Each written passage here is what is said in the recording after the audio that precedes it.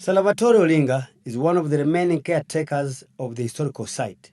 He begins by telling us the history and the importance attached to the fort that was formerly occupied by Arab traders as an administrative center of the then Lower Nile Equatorial Province. According to him, a center for tax collection at that time later became a slave trade center in 1850s.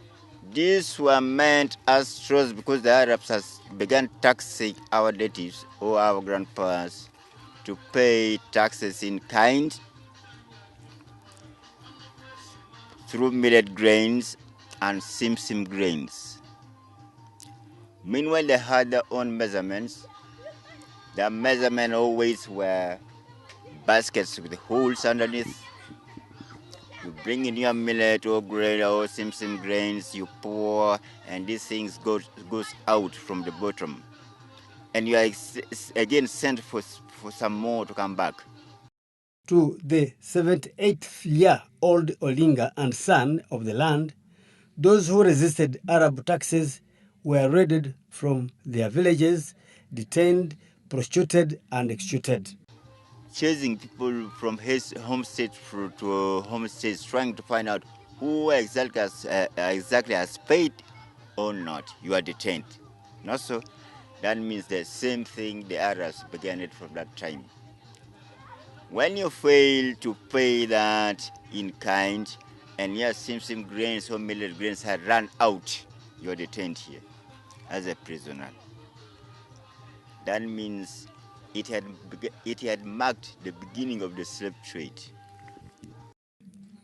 Nevertheless, before execution, sorting could be done, and only to remain with the able and youthful ones who could make it to the coast. The first three categories, the beautiful, strong, and healthy ones, the youthful ones, were the real items they were in need of, because they were able to be moved on foot from here through the Sudan to Egypt, then to be shipped across the Red Sea to the slave market. This is the courtyard where they were screened.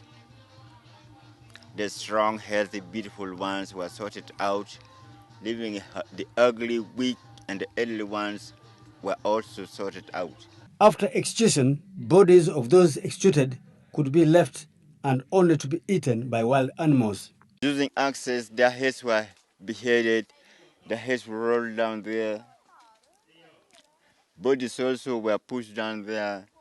There was by then no burial ground. So all these bodies were eaten up by the hyenas and wild lions. And what put such a sad story to an end was the coming of Sir Samuel Baker in 1872. Baker intervened. By 1872, captured this fort. August the 2nd, eerie to Chejo Hill, captured this fort from the Arabs and secured the place. That is why we call it Baker's Fort. Otherwise, it was first occupied by the Arabs as the camp or the base of trade. Lying about 25 kilometers northwest of Gulu town, the historical site has a few of its structures, such as the military store, still standing firm. The rest of the structures are in the dire need of renovation. See how bushy it is. That is a major challenge. You as a client or you as a visitor would not expect such a place, and also when you move in, you need money to pay because you are moving in bushy places. The only thing is that you may find that will I intercept snakes there or what? According to Olinga, little is done to market Fort Patiko. To him, visitors that would take more than 2 or 3 days can never stay longer due to lack of accommodation facility. We don't have any hotel here or any restaurant to maintain them. Since we don't have it, that is another way of the government to take over that challenge. Now what do we do to promote this place?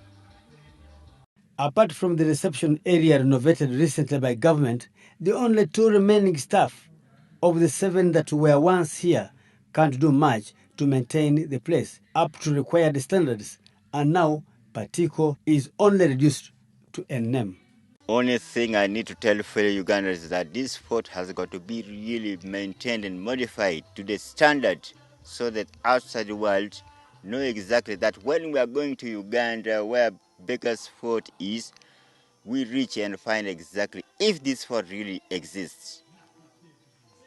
Otherwise, in name and physically it exists, but it needs what? Renovation and modernization. Not only Sasamweli fort at Patiko that is in Limbo, but also small forts still by the same name, such as that of Padibe and Papiri, which he built to check slave trade by the Arabs.